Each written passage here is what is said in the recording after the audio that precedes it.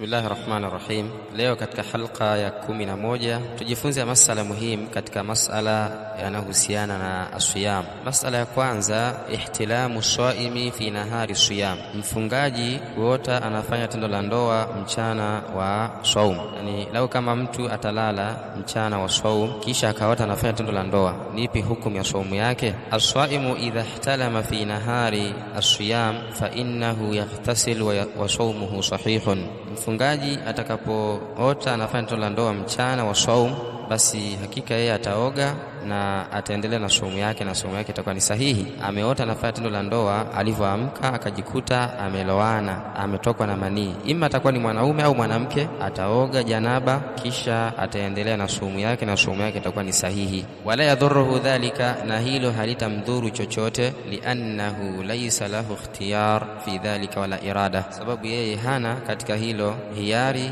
wala hawezi kuzuia. Qad qala Allahu ta'ala, na amesema Allah subhanahu wa ta'ala, la yukallifu Allahu nafsan illa wus'aha, Allah haikalifishi nafsi isipokuwa kwa kile inachoweza. Masala ya pili, as-saimu idha asbaha junuban. Mfungaji atakapoamka hali ya kuwa ana janaba. Idha asbaha as-saimu junuban, atakapoamka mfungaji hali ya kuwa ana janaba, bi an talaa alayhi al-fajr, yani kwamba ikachomoza juu yake alfajiri, akakutwa na alfajiri, wa huwa junubun, hali ya kuwa na janaba, min jima'in au ihtilam, imma ni janaba itokanayo na tendo la ndoa au janaba itokanayo na kuota unafanya tendo la ndoa. Fa sawmuhu sahihun, mfungaji huyu saumu yake itakuwa ni sahihi, walau lam yaghtasil illa ba'da tulu'i al-fajr, hata kama hataoga isipokuwa baada ya kuingia alfajiri. Idha amsaka 'ani at-ta'ami wash-sharab, atakapokuwa amejizuia na chakula na kinywaji, wa mufattirat, na vyote vyenye kuharibu saum, bi niyatin qabla tulu'i al-fajr, kwa nia ya kufunga akafanya hivyo kabla ya alfajiri,